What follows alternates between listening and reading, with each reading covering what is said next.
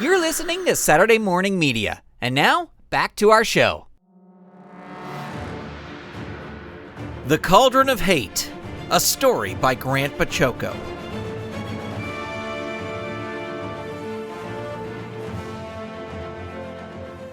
Chapter 16. 3 days had passed since the League of Good had come to practice.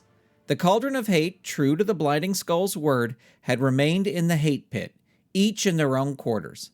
The Living Lump spent most of his time attempting to make himself a milkshake, but found himself unable to. The plant lady didn't do much except tend to her plants, and even then, most of the time she had her plants tend to themselves.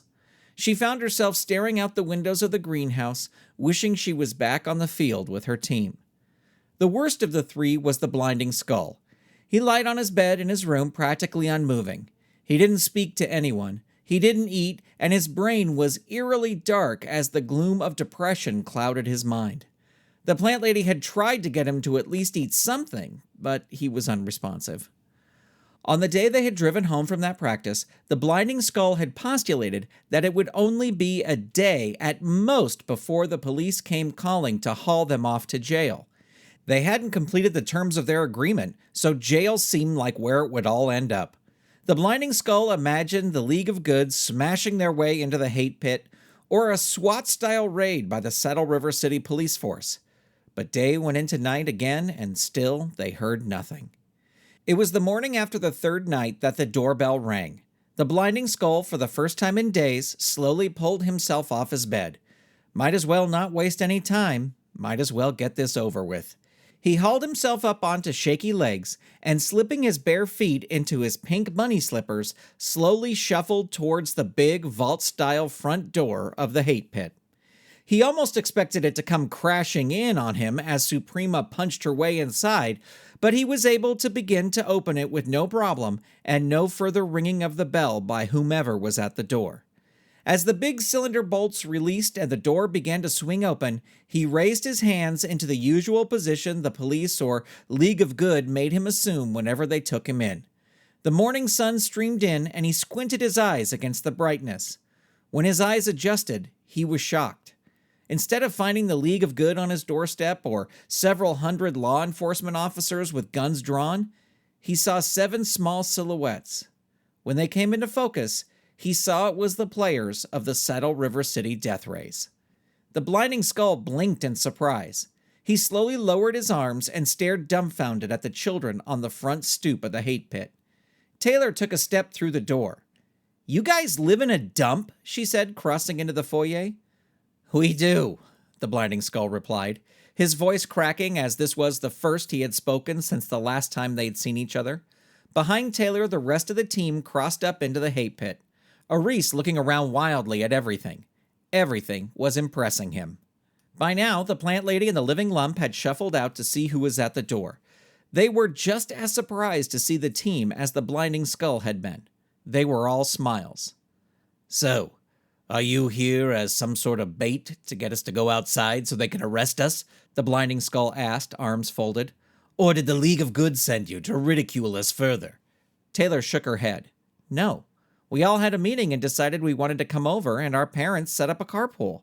The Living Lump scratched his head. "Your parents actually allowed you to come over here?"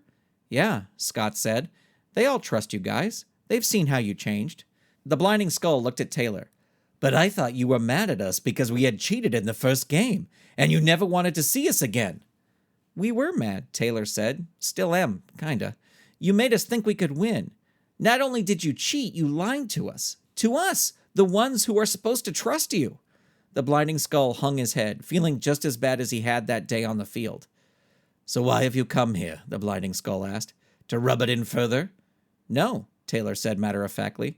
"We are here because we need you to coach us." The Blinding Skull, the plant lady, and the Living Lump all stared blankly at Taylor.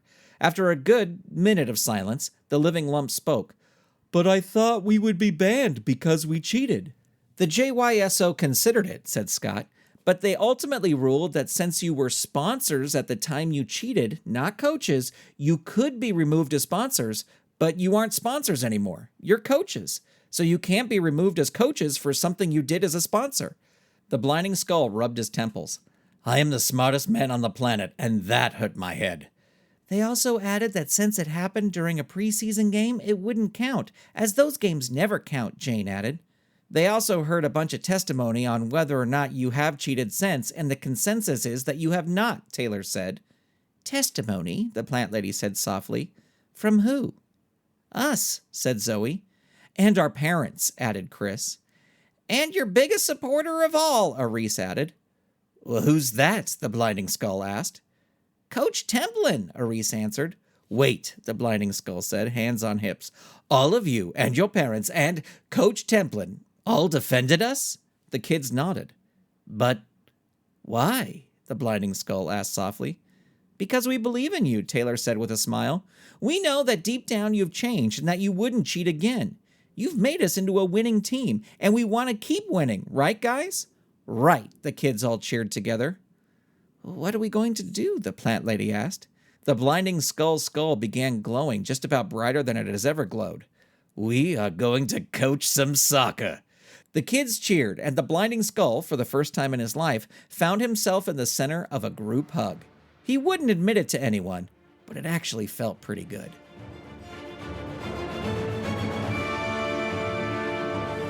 You've been listening to The Cauldron of Hate. To download a PDF of the chapter you just heard, visit cauldronofhate.com. The Cauldron of Hate was written by Grant Pachoco. The story was edited by Liz Brown, and the audio was edited by Steven Staver. Music by Dan Ring. Special thanks to all the Saturday Morning Media Patreon patrons who make this content possible. And a special mention to those who supported the producer level, including Dorothy Pachoco, Eve Cunning, Kathy Crawford, Tony Urbano, David Akers, Jamie Donmeyer, and Vicky Sebring. To find out more about becoming a patron, visit patreon.com/Saturday Morning Media. This episode is copyright 2021 Saturday Morning Media, Grant Pachoco executive producer, all rights reserved. www.saturdaymorningmedia.com.